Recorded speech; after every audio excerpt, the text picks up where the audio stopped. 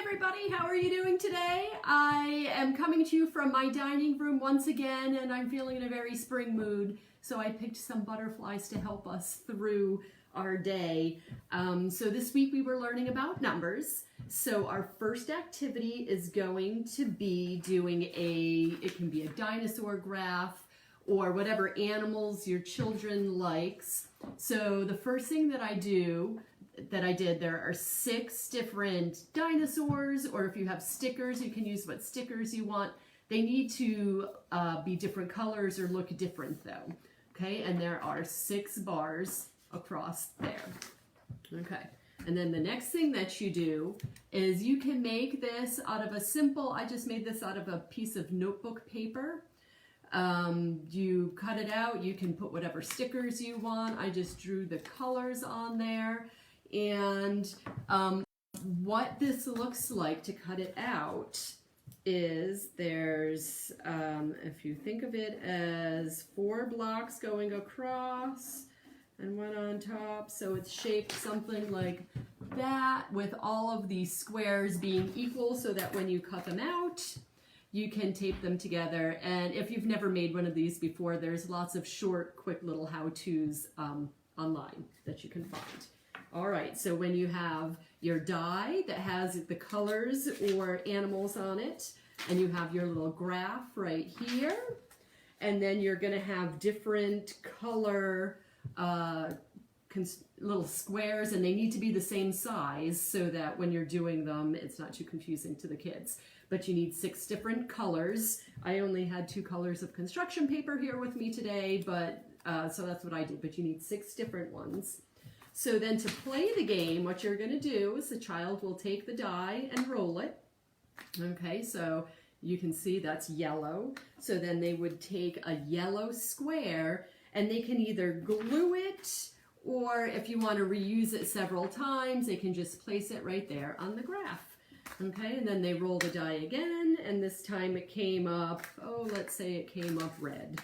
Okay, so then you would take the red one and you'd put it over your red dinosaur or animal or whatever you choose to use. So the kids keep rolling the die to see which dinosaur gets to the top first. So it's a race to the top, and it's an easy, fun little game, teaches math concepts, and very easy for even preschool and toddlers to do. You know, they can roll the dice, they can recognize colors and put them there. All right, so that is the STEM project to go with our numbers week. And then our art project has to do with flowers. So you can make, I made 10 little circles, but if you have a toddler, maybe you only want to do 5, it's up to you.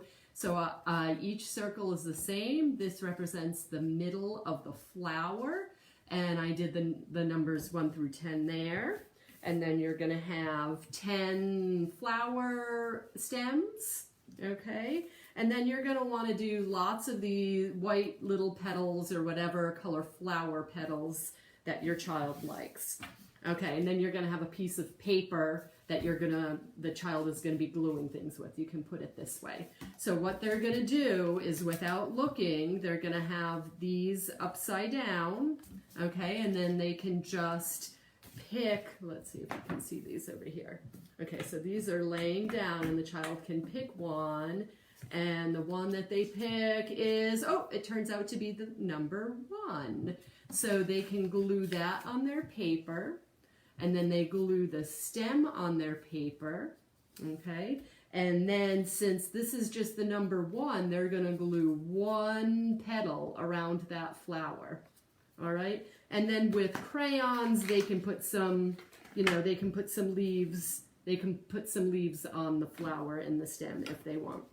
So then they come back to their circles, and without looking, they pick another one, and here's the number 8. So then they can glue the number 8 here with their stem, and then they can glue 8 of these petals around the flower. So it's a fun art project that they can do that also helps them with their numbers.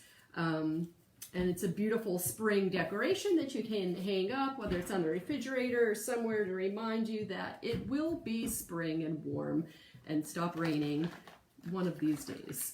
All right, so I will be putting a link on the bottom of this video to take you to, it's WQED, which is the PBS station in Pittsburgh, and there are some fantastic articles on numbers and things that you can help to do to help teach your child numbers, and maybe some different activities that you can do with your children when it's a rainy day like today and you're stuck inside the house, not just at home. If you have any questions, leave them in the comments. I'll do my best to answer them. And I hope you have a fantastic weekend. Check out our website. I'm in the middle of changing things around a little, so it's not far from perfect at this point. But I'd like to hear your opinions on some of the changes that I've made. Have a wonderful weekend, and we'll see you later. Bye-bye.